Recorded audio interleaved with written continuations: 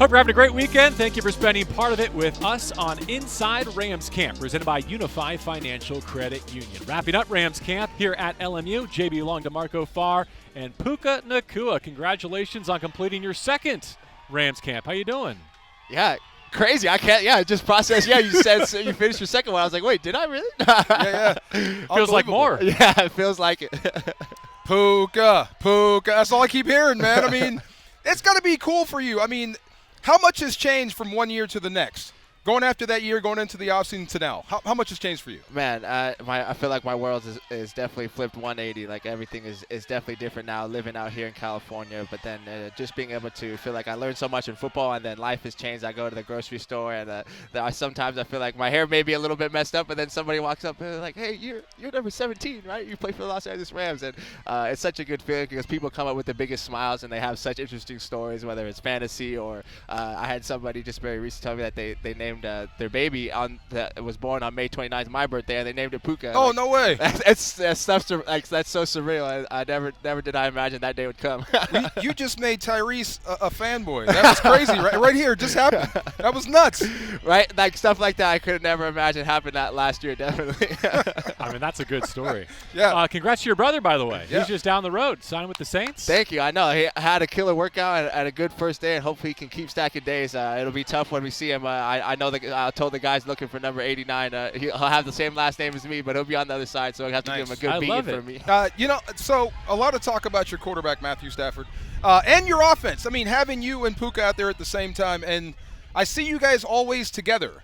What is this relationship between you and Cooper right now? Shoot, I feel like I got a big brother and also a mentor and somebody. Yeah. I feel like we love to compete against each other. I don't know if you see us playing basketball out there a couple of times. I try to hit him with an in and out crossover every once in a while. But the leader in our group, and I feel like there's still so much I have to learn from him. And going into our second year together and having spent the full off season, I feel like I get to know him. Maybe I know kind of the in and outs when he's having a good day and when he's having a bad day or something to kind of get him on the slump. And he definitely knows that from me. And what we did together last year, and then especially spend this offseason together trying to I got my first knuckles from his youngest boy Sonny the other day. So that was a big step for me. Nice. We'd be at 6 a.m. workouts and he would just want to fight me. He would give me the dirtiest eyes. So we've come away. Trying to take his daddy's job. Yeah, right. See, you know what I'm saying? Trying to make daddy homeless. No, but that's cool. I mean, you guys, it's a competition.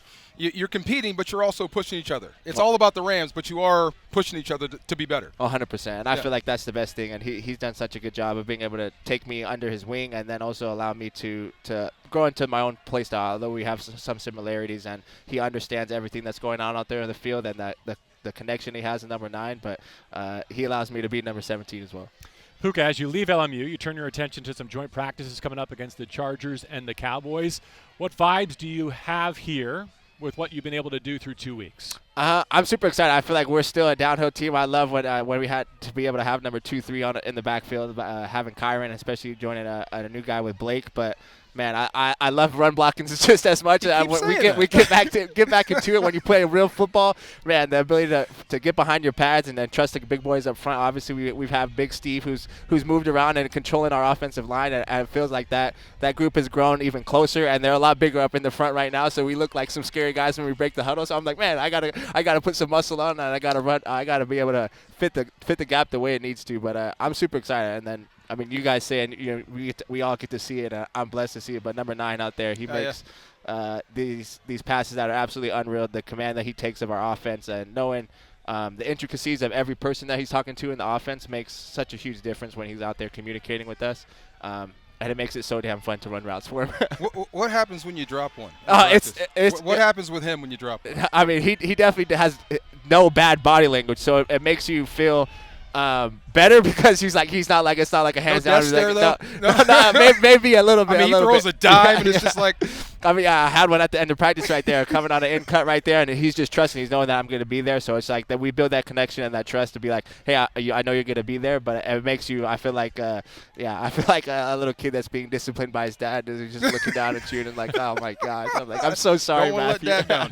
Wait, you really like blocking? Look me in the eye and tell me you like to block. I love to block. It's my favorite thing. That's the first thing he talks about. My God. I like the comment you made the other day that you just saw color and hit somebody last year. Like, you understand the concept and the why behind it more 100%. this year? Yeah, and being able to feel like the game's slowing down when we're seeing nickel pressure and we're seeing guys come in the way the line is going to slant, it makes it easier. And I feel like it's helped my body feel a little bit healthier coming in. I'm like, hey, as much as I love just running into the next guy, running into guys who are built like BY and Verse and Hoyt, it's not easy as a receiver. As much as I like to think I'm a big guy, those guys are a lot bigger. So it takes some of those hard blows off, and then we go fit like bodies. I feel like I can exert my dominance. Yeah, outside of you guys watching, Stafford, you, Kupp, and 15 go at it. Watching Braden Fisk and Jared Verse just come on and get better and better and better. Have those guys shown up to you in practice and on film? 100%. I seeing number 55. Fisk is 55 now. Yes. I think I'm like, oh, great. Now that would have been terrible. Oh, you got it. You know your roster. He is a beast. He has such a relentless energy, and then Verse is just nonstop. Him and BY, I can't imagine. They've been putting our tackles up to a good test, but it's so good for us to be able to see something like that because there are teams in our conference that we play who have similar like bodies. But it's been so fun to see Verse have fun while he's out here playing and he's learning and growing at the same time. Fan question from Samuel M. from Compton, who, as kids go back to school, they're starting some flag football leagues. He wanted to know if you have any advice for students that are playing flag football for the first time. Ooh, flag football. Coach Yarbs calls it the little jackknife. When you're getting in your little release and you hit him with the 1-2 little hesitation move, it's called a little jackknife. So you work a little jackknife. I'm sure in flag football when you got the hips right there, you can make somebody miss with that. That'll be my little term for them from Coach Yarbs, jackknife, the greatest. Little fake coming out. Yeah. Okay. I was gonna say catch the ball. Yeah, that too. That's the most important thing. You can never go wrong with that. Make them miss. How about that? Yeah. I'd love it if we could squeeze Puka onto the Olympic team in LA 2028. I have a feeling Dude, he's going to be thought about occupied with other pursuits, but no, that would be sweet. I mean, to be able to represent our country and go play in the Olympic on a worldwide stage. I mean, that's something that Tom Brady doesn't have. Who's So gonna I mean, stand as in long front as they don't bring him out of retirement, right? Yeah. I'm like, well, Puka, we just enjoy your smile and Yes, the joy sir. that you bring to the stage into Rams And camp. what you've done to Tyrese.